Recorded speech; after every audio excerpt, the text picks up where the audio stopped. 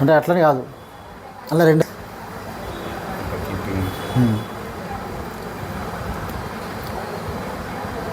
భారత్ మాతా की కార్మికుల ఐక్యత, కార్మికుల ఐక్యత, జిందాబాద్ జిందాబాద్, జిందాబాద్ జిందాబాద్, కార్మికుల ఐక్యత.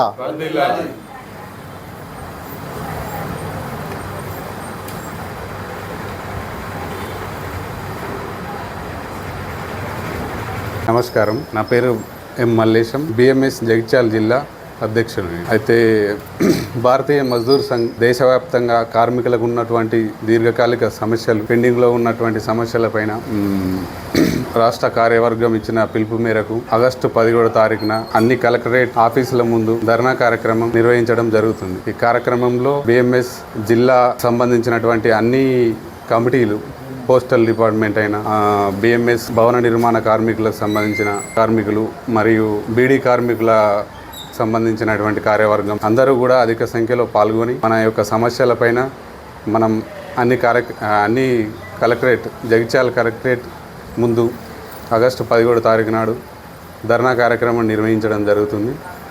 దీన్ని విజయవంతం చేయవలసిందిగా మన బిఎంఎస్ జగిత్యాల జిల్లా కమిటీని కోరడం జరుగుతుంది. భారతీయ మజ్దూర్ సంఘ్ అనుబంధ అఖిల భారతీయ బీడీ మజ్దూర్ మహాసంఘ్ ప్రధాన కార్యదర్శిగా పనిచేస్తున్నటువంటి సుధీర్ కుమార్, సెప్టెంబర్ 17 దేశవ్యాప్తంగా కార్మికుల యొక్క దీర్ఘకాలిక సమస్యలు మరియు పెండింగ్లో ఉన్నటువంటి ప్రభుత్వము ఏదైతే 4 లేబర్ కోడ్లు చట్టాలు చేసిందో ఆ యొక్క 4 లేబర్ కోడ్లకు సంబంధించిన 2 లేబర్ కోడ్లకు వ్యతిరేకంగా, అదేవిధంగా కార్మికులకు అనుకూలంగా సవరించాలని చెప్పేసి భారతీయ మజ్దూర్ సంఘ్ డిమాండ్ చేస్తూ ఉంది.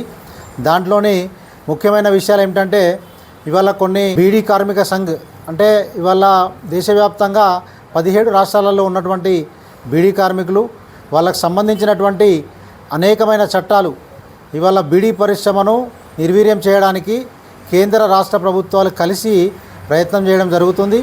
ఎందుకంటే కేంద్రంలో ఉన్నటువంటి జిఎస్టీ సమావేశాలలో రాష్ట్రం యొక్క ఆర్థిక మంత్రి కానీ మంత్రులు కానీ వెళ్ళి ఈ యొక్క జిఎస్టీని అక్కడనేమో ఒప్పుకొని వచ్చి ఇక్కడ ఉన్నటువంటి సమావేశాలలో కానీ పత్రికలలో వ్యతిరేకిస్తున్నామని చెప్పడం జరుగుతుంది. కానీ బీడీ పరిశ్రమ మరియు బీడీ కార్మికులకు ఈ యొక్క వివక్షతోటి పరిశ్రమ నిర్వీర్యం అయిపోతుంది. కాబట్టి బీడీ పరిశ్రమను ఆదుకోవాలని చెప్పేసి కేంద్ర రాష్ట్ర ప్రభుత్వాలను మేము డిమాండ్ చేస్తూ ఉన్నాం. అదేవిధంగా రాష్ట్రంలో ఉన్నటువంటి బీడీ కార్మికులు గతంలో కొద్దిమందికి మన యొక్క రాష్ట్ర ప్రభుత్వము 2016 గతంలో ఉన్నటువంటి ప్రభుత్వము ఇచ్చింది, ఆసరా పెన్షన్ పేరిట ఇవ్వడం జరిగింది.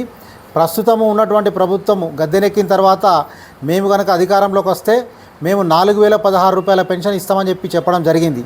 ముఖ్యమంత్రి, గతంలో ఉన్నటువంటి ముఖ్యమంత్రి అసెంబ్లీ సాక్షిగా హామీ ఇచ్చినా కానీ ఆ యొక్క హామీని నెరవేర్చలేదు.